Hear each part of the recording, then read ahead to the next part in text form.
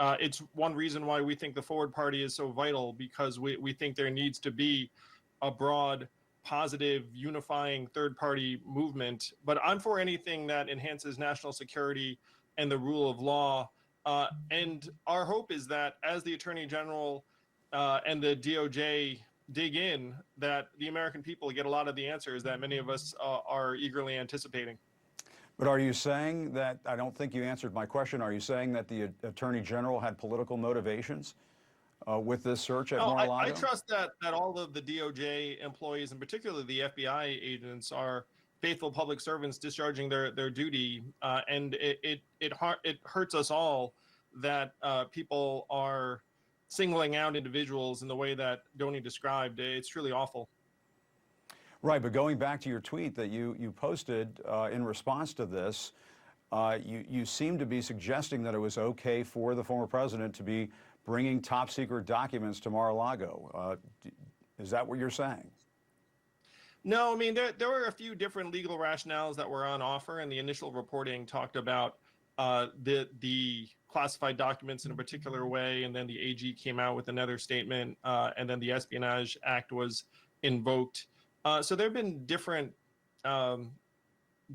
legal rules concerning these documents, and as more information comes out, it gets more and more serious.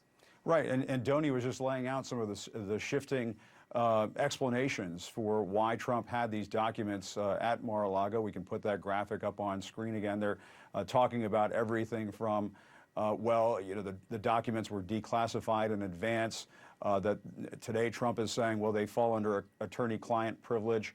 And some of the people who work for Trump, and Trump even himself, have suggested that these documents were planted. Do you buy any of the explanations coming from Trump and his team?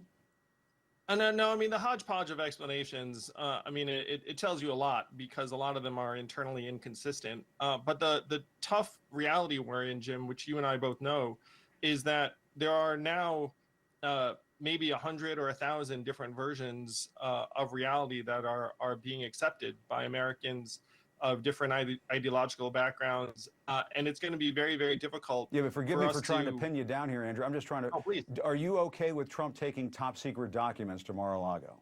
Let's put it that way. Again, of course not. I mean, I'm for anything that enhances our national security and the rule of law. And let me ask you about your new Forward Party, because you say it's an attempt to appeal to what you say is the moderate, common sense majority. It's also the same name as your book. Is this an attempt to pump up book sales? Well, I'd have to say this would be a pretty silly way to go about it, given that we have co-founded a national party that now has tens of thousands of Americans signed up, co-chaired by former governor of New Jersey, Christine Todd Whitman. And the fact is 62% of Americans. But are you just promoting yourself? I guess what I'm asking is, are you just out there promoting yourself with this?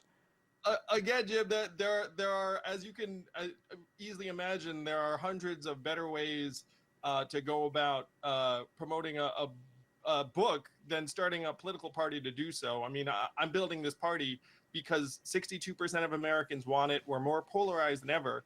And the fact is the two parties have divvied up the country so that 79 to 90% of races are uncompetitive. Most of the people watching this right now aren't even living under a two-party system. They're living under one party. The other week I asked